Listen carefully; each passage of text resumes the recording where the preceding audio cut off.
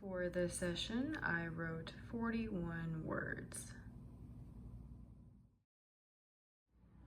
For this session, I wrote 68 words.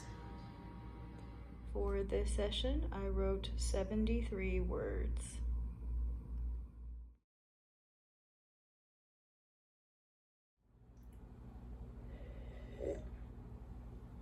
It is a beautiful fall day. The sun is so bright and beaming. I have my coffee that I made today. I made a latte macchiato, which is basically a reverse latte where the espresso goes atop the foamed milk. And I made this with caramel syrup, a pinch of salt, and then a pinch of pepper. And then I frothed the milk with a hand whisk.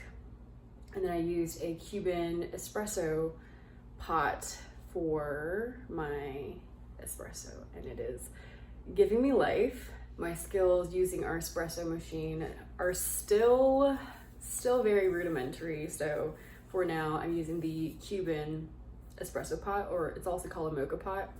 And that's been working really well because my husband also gave me a hack for it, which is to boil the water first before placing it into the chamber. And that just makes the coffee turn out, honestly, a million times better. This morning has been super active for me. I woke up and literally immediately went for a run in my neighborhood just to catch that crisp fall morning. And then I ended up doing a whole bunch of chores because my husband and I were away this weekend. We ended up spending the weekend at my in-laws, or his parents. They invited us over to hang out, gaze at the stars, be in the mountain air, have a really indulgent dinner. So we did that, and then today I've been catching up on all the other errands and adulting stuff that needs to get done. Lately, I've also been rethinking how I want to approach my mornings. For a while, I was sampling this slow roll kind of flow, and that was working for me until I kind of got tired of it, and I was like, you know what, I want to be more active. I want to do more during my days, especially since now that I'm reading a lot more and I'm writing a lot.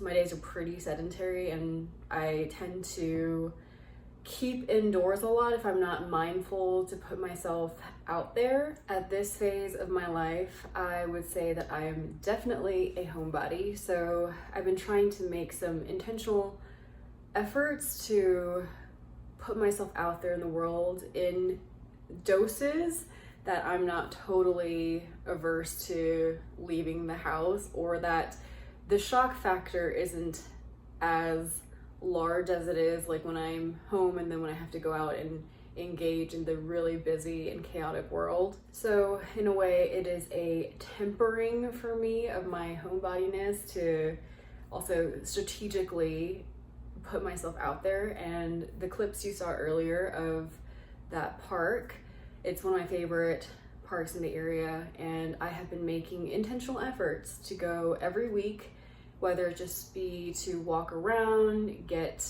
around nature, do a run there, a workout, or even just to read and journal. And this going to the park every week is new for me because I am very much a overly practical person at times, and I feel that unless I can really justify an outing or that it's something big enough to make it worth it, I will keep myself from doing certain things. And lately I've been wanting to change that and do things even in small doses and tell myself that it is worth it to even just step foot out there. It's worth it to do something even for 5 minutes, even if it takes 20 minutes to get there, and do something for 5 minutes for yourself. And that is my new philosophy. Another thing I've been rethinking has been my mindset around mornings. Before, I was moving slow, sitting in contemplation and meditation, and I reevaluated why I was doing that, and mostly it was because I was coming out of this overly busy lifestyle. So I wanted to slow it down just to catch my thoughts and center. And while that was working for a while, I have since wanted a change of pace. And in my reflections, I thought, just because I changed the pace doesn't make it less spiritual. If anything, spirituality doesn't have anything to do with how full or active your day is. It's being present in whatever you do. So whereas before I would try to intentionally refrain myself from jumping into the first thing I thought of in the mornings, I now just go. And I love it. I love being able to wake up immediately and do something, and in that activity I create momentum for myself, which allows me to do so much more throughout my day, and I enjoy that. And if I feel like I'm kind of getting a little bit carried away, I will take a little recentering break to just gather myself and ground myself in being present. And I've also been working with my hormonal cycle and the moon cycle for my energy management. So I'll definitely still have days of downtime where I'm really absolutely just staying cozy indoors, indulging in reading. Those are definitely my introvert's reset days, and during those days I will hardly even speak, and it's great because it helps to reset me, mind, body, and soul. I wanted to talk about the latest book I finished, The Hurricane Wars by Thea Guanzon. I found this at the thrift store on a crazy weekend day, and I mentioned it in a previous vlog where it kind of just appeared to me from a pile of rubble. This thrift store was absolutely chaotic. It was the outlet Goodwill, and the outlet Goodwill is a whole other kind of beast than even a regular busy Goodwill. Anyways, I knew this wasn't really going to be my genre, but I wanted to really expand my readership into a more experiential territory, not just to read books that I feel are of a certain literary caliber or merit. I wanted to branch out and read things that I may not usually go for, or that I may not usually prefer. And I wanted to do this because I want to be the person who can pretty much read anything, or that when I go out and about and I see a book that catches my eye, I would like to be able to read that and create value out of that experience, just solely having encountered such and such book in that experience of being out and about and engaging in the world. So The Hurricane Wars appeared to me very magically, and it was a little difficult to get into just from a mental standpoint of learning a new world. It's kind of like learning a new language with all the interesting character names and just how the world works. So this was a little bit heavy up front, but I still found it more interesting than my experience trying to read Priory of the Orange Tree. Again, I'm not saying anything bad about Priory, I found myself more able to get into this book than I could the other one. Anyways, I didn't automatically know how to really get into this book because, again, it's not really my genre. And I went into this completely blind. I had no idea what this was about. And honestly, I don't really think that the descriptors and the flaps or on the back if they have them, I don't think they really convey what the story is about accurately. Anyways, I am really glad I pushed through this book because I did kind of struggle a bit given that it was not really my genre or my style. But I was determined. I was like, I want to create meaning out of this. I want to create some value. So I pressed through, and then it occurred to me that I could annotate. So this is the first book in my recent readership that I've ever annotated, and it's special because of that reason, but also that I found this like glimmering in the pile of like all these strewn about books.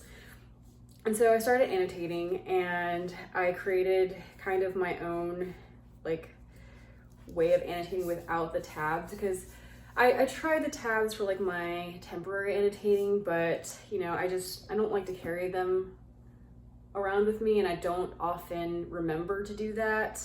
Also, I just like to kind of travel light. So I ended up doing like folds where I'll alternate like top and bottom, and I just dog ear. Yeah, so I'll just kind of show you one. Okay, yeah.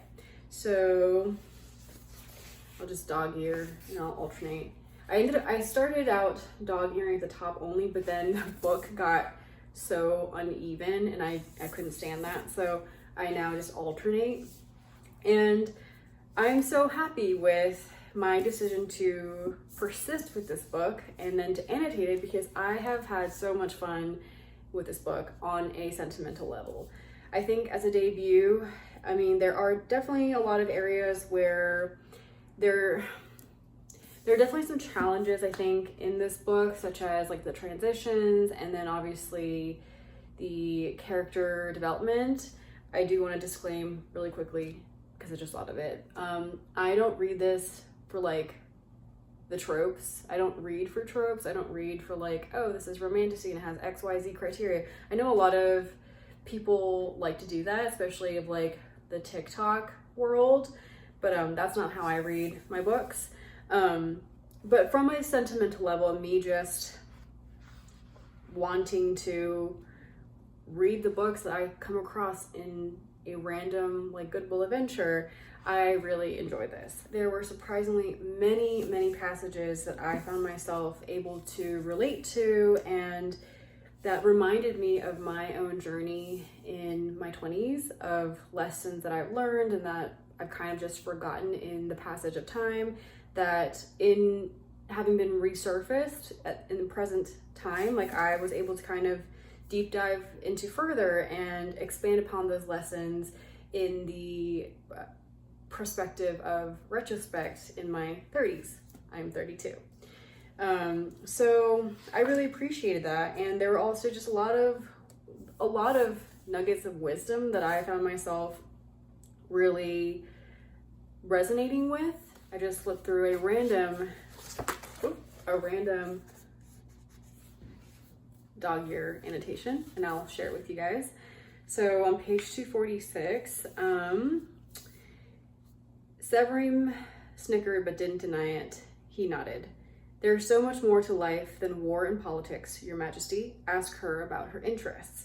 And I found that really timely, because, or a timely reminder, because I think, you know, sometimes like, especially in this politically charged season, you know, it's easy to lose sight of our connections with others outside of these subjects of politics or country and religion, things like that. And it's such a simple line, but it's such a wise reminder that sometimes we get really fixated on fighting and topics that create strain and division, when we can also talk about things that build peace between others. So it's things like that in this book that I've really enjoyed.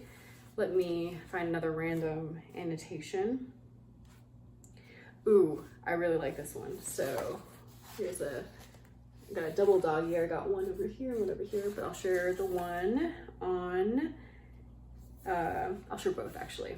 So on page 314, this keeps all those affected by the amplifying configuration invisible, hidden in another plane, until an enchanter cancels the process. And then on 315, it was like being in a strange room with the lights out. I could move around and talk and breathe normally, even though my surroundings were insubstantial. And basically the context is there's some magic happening, and then some magical technology is happening, and then it's an explanation of like what that process is. And I thought it was a really cool explanation that also kind of captured like liminal spaces, or the liminal spaces of like reality and imagination, or reality and dreamland, reality and fantasy, reality, or even gaming. So I thought it really captured the experience of a liminal space very well. I'm going to share one more thing that I really enjoyed about this book. So I really related with the main character, the female protagonist, and I relate with her because her story is one of a fighter, one who has really climbed through life just to survive. And in that modality, she is definitely feisty. She has been moved a lot through anger, and I relate with that. There is a motif of the protagonist often fighting with swords or knives, and her now learning to create shields. And I thought this was so beautiful because it's true.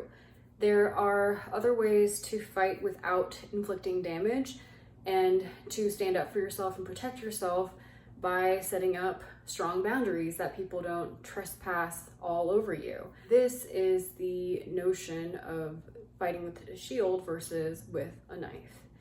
And this was important to me because I am someone who used to struggle so much with setting the right boundaries for myself. And so I related with the main character in her struggle to learn this shield magic. Anyways, that's all I have for my book talk. I'm going to get to my writing, and then once I have that done, I will give you an update. For this session, I wrote 98 words. That is a wrap for this vlog, and I will see you in the next one.